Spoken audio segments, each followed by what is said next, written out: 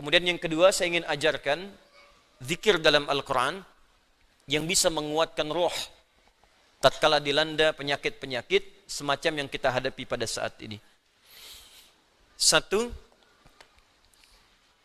jika kita tidak tertimpa dengan penyakitnya, tapi khawatir itu hadir di lingkungan kita, maka diajarkan doa oleh Al-Quran terkait doa yang pernah dibacakan Nabi Ibrahim alaihissalam.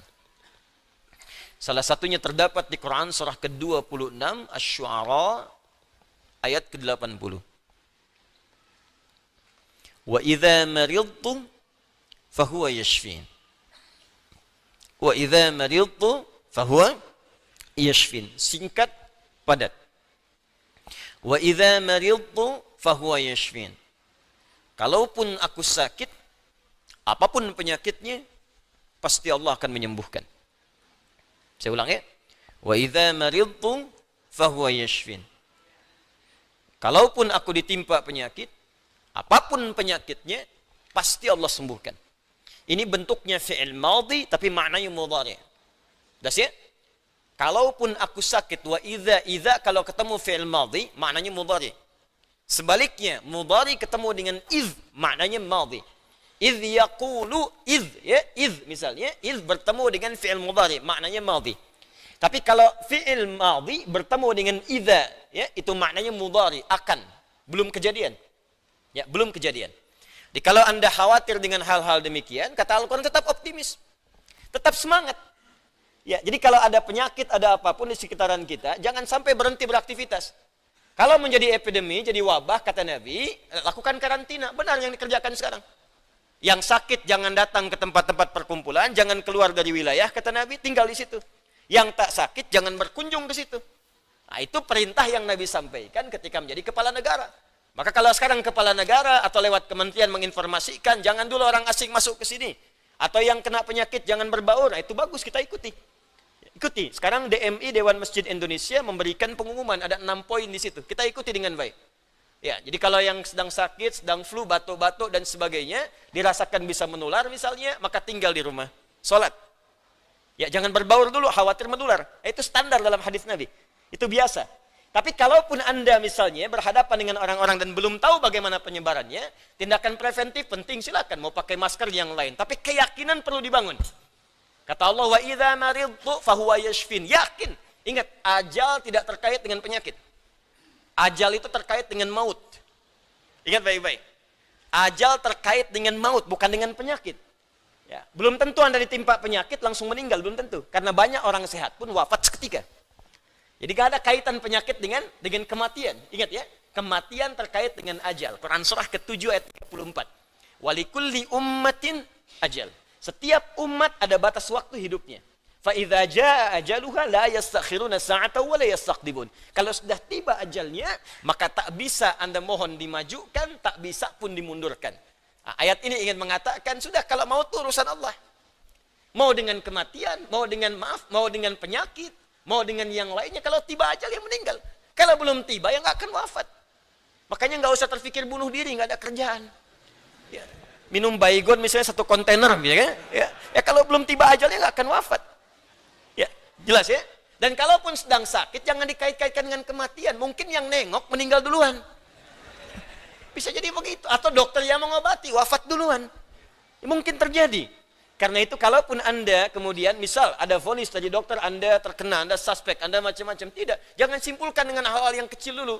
Ketika Anda simpulkan, dekatkan dengan kematian, justru itu akan menurunkan imun Anda, sehingga kekebalan tubuh itu semakin menurun.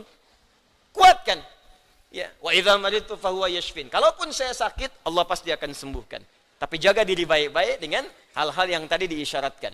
Yang kedua, kalau Anda terkena penyakitnya dan divonis menjadi bagian dari ahli penyakit itu, misal yang sekarang terkena misalnya kena corona atau kena yang lain, kena cancer, kena macam-macam, maka Allah ajarkan zikir yang selanjutnya yang bisa Anda bacakan, tapi tolong dibacakan dengan penuh keikhlasan dan permohonan kuat kepada Allah Subhanahu wa taala. Saya akan gabungkan 3 surah sekaligus. Insya Allah kalau Anda bacakan dengan benar, di situ ada janji dari Allah, seperti Allah janjikan kepada Nabi Ayub, penyakit apapun selain kematian, Allah akan berkenan menyembuhkannya. Pertama, saya urutkan dulu dari urutan ayatnya. Quran surah ke-17. Quran surah 17 Al-Isra. Ayat 82. Sudah? Ayat 82. Disambungkan ke Quran surah ke-21 Al-Anbiya ayat 83 sampai 84. Nanti saya bacakan ayatnya. Terakhir ditutup dengan Quran surah pertama Al-Fatihah ayat 1 sampai 7. Quran surah ke-17 Al-Isra ayat 82. Quran surah ke-21 Al-Anbiya ayat 83 sampai 84 dan ditutup dengan Quran surah Al-Fatihah ayat 1 sampai ayat 7. Sekarang perhatikan baik-baik. Awas, ini bukan ilmu takatik ya. Ini isyarat Al-Quran. Wa nunazzilu minal Qur'ani ma huwa shifaa'un. Ini poinnya. Wa rahmatul lil mu'minin وَلَا يَزِيدُ الظَّالِمِينَ إِلَّا خَسَارًا وَنُنَزِّلُ مِنَ الْقُرْآنِ dan kami turunkan dari ayat-ayat Al-Quran itu مَا هُوَ شِفَاءٌ ada yang bisa menjadi syifa. Apa itu syifa? Obat. Apa itu obat? Syifa. Ibu syifa, ibu obat. Baik. Obat penawar itu ada dua nama. Seperti penyakit pun ada dua nama. Satu, obat bagi penyakit fisik yang standar. Disebut dawa namanya. Dawaun. Penyakitnya daun, obatnya dawaun. Ya, ada riwayat mengatakan likulli da'in dawaun. Setiap penyakit pasti ada obatnya. Kecuali kematian. Ya, kecuali kematian. Selain kematian, kata Nabi ada obatnya. Ya, kalau kita mau kreatif, kita dapatkan. Analisis, dapatkan, hadir. Ya, likulli da'in dawaun. Da, itu penyakit fisik. Ya, pusing, sakit perut, sakit gigi, macam-macam. Kata Nabi, Anda kreatif, dapat obatnya. Obat untuk fisik, ini disebut dawa namanya. Ada yang kedua, disebut dengan maradun. Maradun. Marad itu lebih kepada penyakit hati, penyakit jiwa, roh. Ini Quran surah kedua Al-Baqarah ayat 10. Fi qulubihim marad fazadahumullahu marada. Ada orang-orang munafik yang kena penyakit. Fisiknya sehat, kuat, ke masjid nomor 1, saf pertama dia. Cuma di hatinya ada penyakit. Ya, masuk masjid nyanjung Nabi, keluar masjid mencela Nabi. Nah, itu penyakit, hati-hati. Masuk masjid, nyanjung-nyanjung, keluar mencela-cela. Di depan berkata baik, di belakang menjelek-jelekan. Nah, itu sakit. Nah, itu sakit tuh. Ya. Apa penyakitnya? Marad. Obat penyakit hati, ini, maka namanya bukan dawa, tapi disebut dengan syifa. Syifa. Syifaun. Tahan, pelan-pelan. Jikalau ada orang iri hati, orang dengki, mohon maaf, orang terkena penyakit hati yang lainnya, maka obatnya tidak akan pernah ditemukan di apotek atau di rumah sakit tertentu.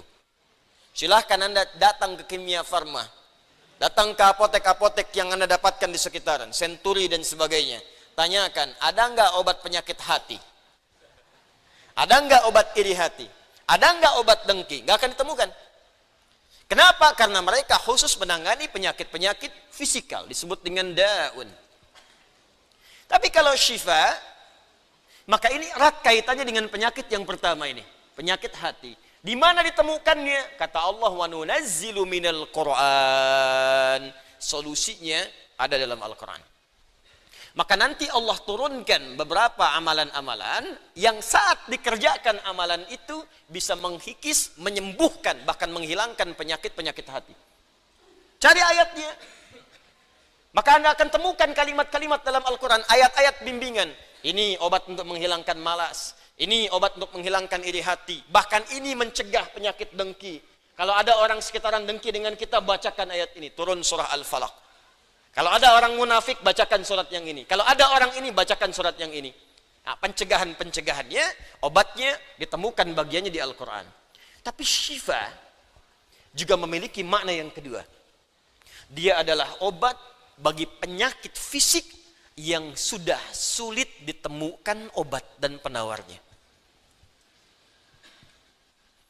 Kalau dokter sudah mengatakan, sudah ini nggak ada obatnya. Ini belum ditemukan penawarnya.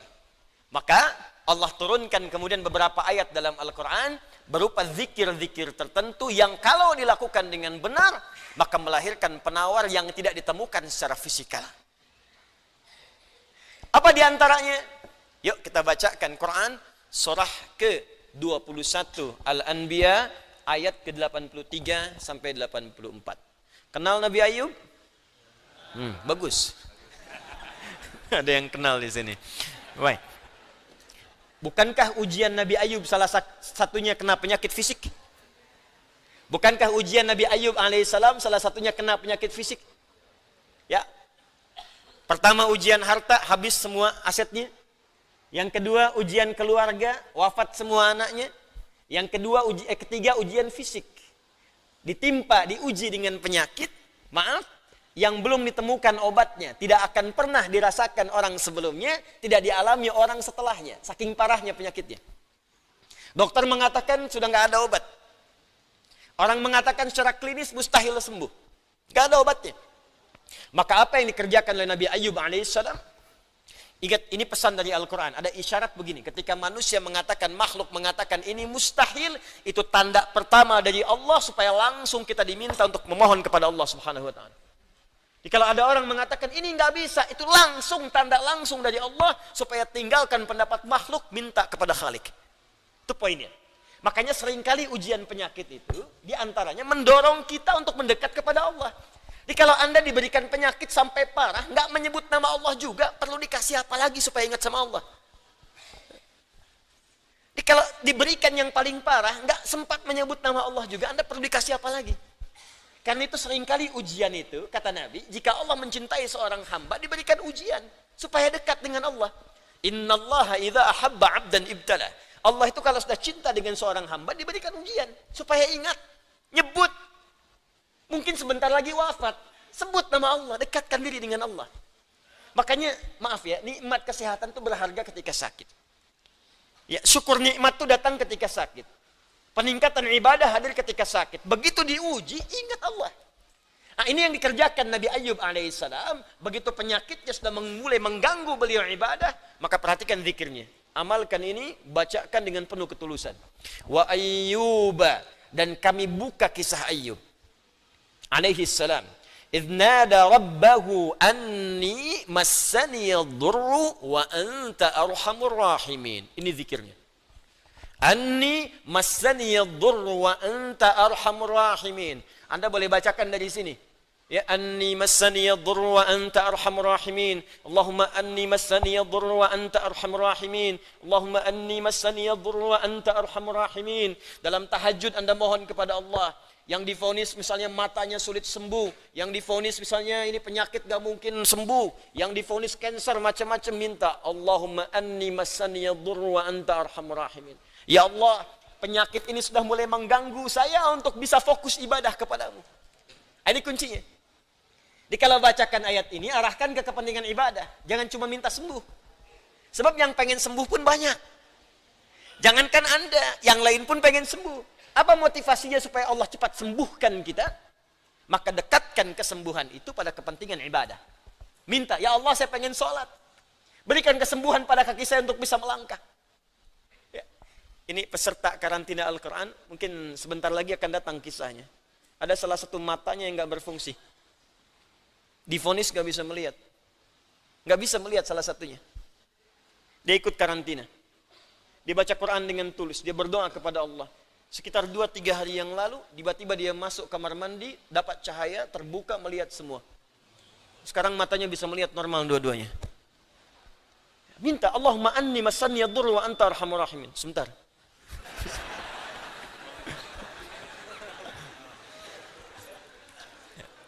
Ya Allah, ini penyakit sudah mulai mengganggu saya untuk ibadah. Saya pengen ke masjid ya Allah. Saya pengen Jumatan. Saya pengen jamaah ya Allah. Cuman karena ini saya nggak bisa lagi jamaah. Bukankah engkau menyukai hambamu yang jamaah ya Allah? Bukankah engkau menyukai hambamu yang sholat bersama ya Allah? Bukankah engkau menyukai zikir ya Allah yang kau dengar setiap waktu ya Allah? Wa anta arhamur rahimin, sedangkan engkau yang paling sayang padaku. Kalau yang paling sayang saja tidak engkau sembuhkan, lantas kepada siapa lagi aku mohon dan meminta? Kalau kepada yang paling sayang saja tidak menyembuhkan, kepada siapa lagi aku mesti meminta? Anda tahu apa jawabannya? Fastajabna lahu fakashafna ma bihi min dhurrin wa atainahu ahlahu wa mithlahu ma'ahum rahmatan min indina, ujungnya wa dzikra lil abidin. Kata Allah, kalau ada orang yang mengamalkan zikir ini seperti Ayub mengerjakannya, aku akan sembuhkan penyakitnya, hilangkan semua kesulitannya, bahkan aku kembalikan aset-asetnya yang dirasakan hilang. Anda biaya keluar sekian juta, puluhan juta, miliaran dibalikin oleh Allah, seperti Allah mengembalikan Ayub dan anak-anaknya plus aset-asetnya. Anaknya meninggal 12, sembuh kembali, istrinya hamil lagi. Setiap hamil, lahiran kembar, lahiran kembar. Lahiran sampai 12 kali, anak 24. Aset balik semuanya.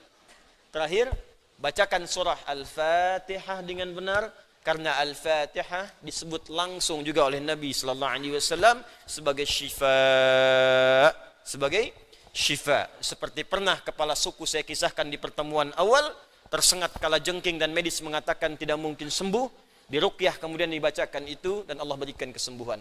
Wallahu a'lam bissawab. Ini bagian dari ikhtiar roh, bukan bagian dari pendekatan-pendekatan obat fisik. Dan semoga dengan itu Allah memberikan ketenangan, kemudahan, dan menghilangkan segala kesulitan di sekitaran kita insyaAllah. Ini sebagai respon dari beberapa saudara-saudari kita yang meminta penguatan dan doa. Sekali lagi kita doakan, semoga Allah meringankan semua apa yang kita hadapi saat ini.